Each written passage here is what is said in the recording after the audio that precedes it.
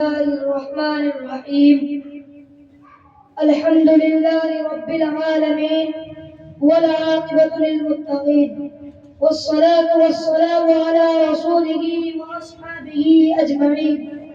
أما بعد، أعوذ بالله من الشيطان الرجيم. بسم الله الرحمن الرحيم. لقد كان لكم في رسول الله أسوة حسنة. ایک قلم جھک جا ادب کا مقام آیا ہے، ایک قلم جھک جا ادب کا مقام آیا ہے، تیری نوٹ تلے میرے محمد کا نام آیا ہے۔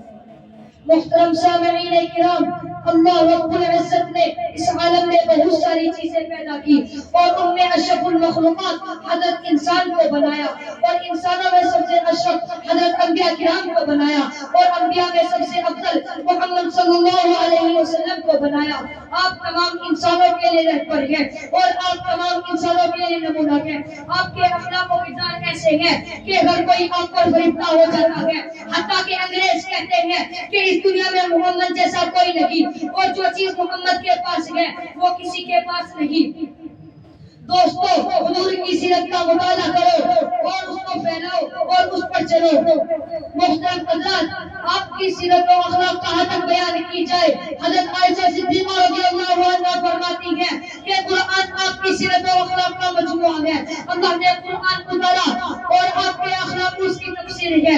ایک مرتبہ آپ کسی غزوہ سے واپس لوٹ رہے تھے، آپ اور آپ کے ساتھی الگ الگ کسی جگہ آرام کے لیے اترے، کپڑے دھو کر سوئے اور سب آرام کرنے لگے۔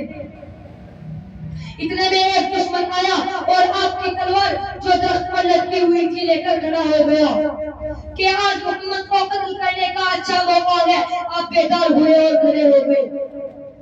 اس دشمن نے کہا، بتا محمد، اب تجھ کو مجھ سے کون بچائے گا؟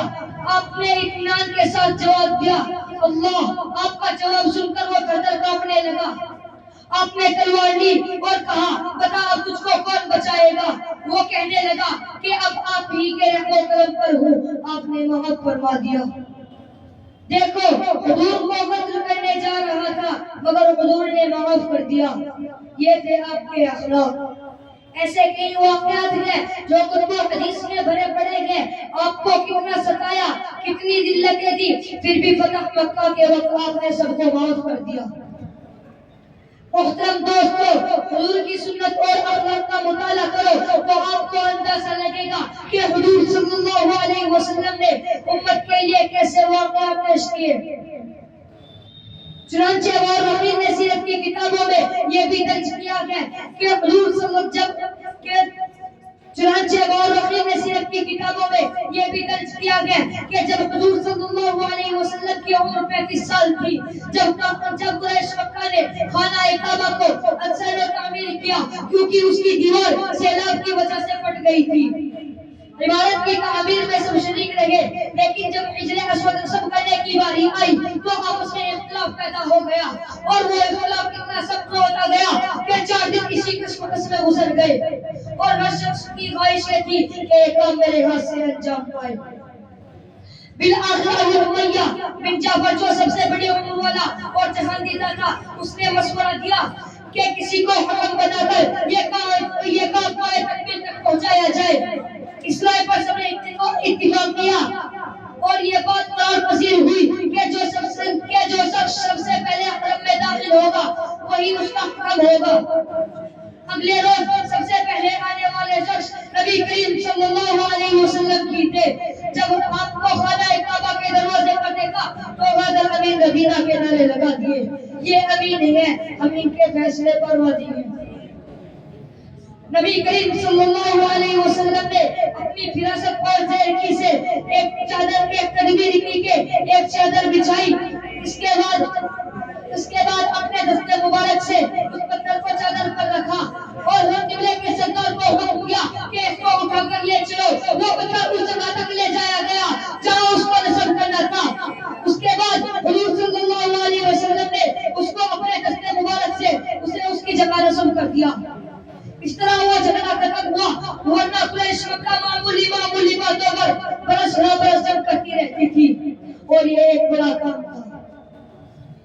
محترم سامعین، اس واقعے سے معلوم ہوا کہ حضور صلی اللہ علیہ وسلم نے لوگوں کے درمیان کس طرح جھگڑوں کو مٹایا۔ اگر آج کوئی شخص کسی قوم کا قائد بنتا ہے تو وہ تاجدار مدنی تاجدار مدینہ صلی اللہ علیہ وسلم کی سیرت و اخلاق کا مطالعہ کر کے اس کو عملی جامہ پہنائے انشاءاللہ۔ یہ خون و خرابہ، یہ دنگا فساد جو آج دیکھنے میں آ رہا ہے، یہ خود بخود مٹ سکتا ہے۔ اللہ تعالیٰ آپ کو اور مجھے اور اس دنیا کے تمام انسانوں کو حضور صلی اللہ علیہ وسلم کی سیرت و اخلاق کے مطابق زندگی گزارنے کی توفیق عطا فرمائے، آمین۔ کی محمد سے وفا کونے تو ہم تیرے ہیں، کی محمد سے وفا کونے تو ہم تیرے ہیں، یہ جہاں چیز ہے کیا لوگوں کو تیرے ہیں، وہ باہر